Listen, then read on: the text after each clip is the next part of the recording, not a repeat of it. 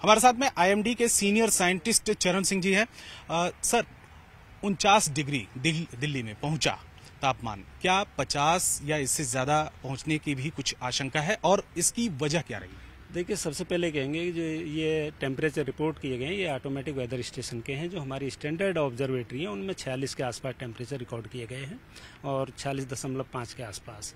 तो इससे ज़्यादा संभावना और ज़्यादा जाने की इस सीज़न में हमको नहीं है। हालांकि हम शॉर्ट टर्म अगर 8 से 10 दिन की बात करें तो कतई नहीं, क्योंकि इतना तापमान फ्रीक्वेंसी में बहुत ही रेयर होता है।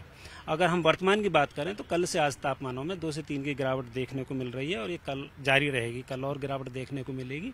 उसका कारण ये है कि एक वेस्टर्न डिस्टर्बेंस अप्रोच कर रहा है पहाड़ों की तरफ से, जिससे पहाड़ों में अगले 2 दिन कई जगह में बरसात होगी और वहीं प्लेन्स में इक्का दुक्का जगह में लाइट रेन और डस्ट स्टॉर्म, थंडर स्टॉर्म की संभावना है, जिसमें तापमान काफ़ी नीचे आ जाते हैं।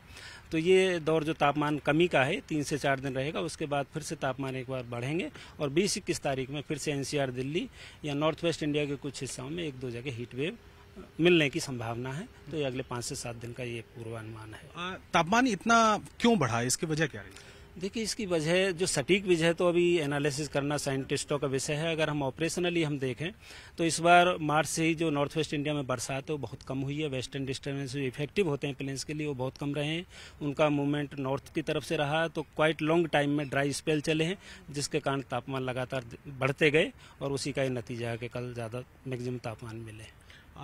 क्या एक ये भी वजह हो सकती है कि जो रशिया और यूक्रेन वार है वहाँ पे तमाम हथियारों का इस्तेमाल हो रहा है, बॉम्ब का इस्तेमाल हो रहा है, तो इससे मौसम का कुछ असर पड़ा है?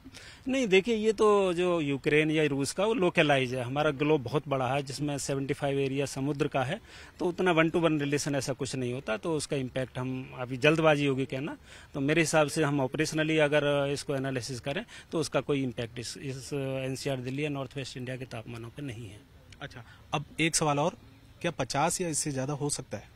नहीं, एनसीआर दिल्ली में ऐसा संभावना नहीं है, क्योंकि यह इतना तापमान फ्रीक्वेंसी में बहुत ही कम होता है। जो कल रिपोर्ट हुआ है वो 49 भी हमारा ऑटोमेटिक वेदर स्टेशन का, जो हमारे एक्चुअल हैं उनमें 47 से नीचे ही रहा, 46 के आसपास रहा, तो उतने तापमान की उम्मीद नहीं है। शुक्रिया हमसे बात करने के लिए। कैमरामैन निजाम के साथ रवि सिंह, दिल्ली, न्यूज़ 18 इंडिया।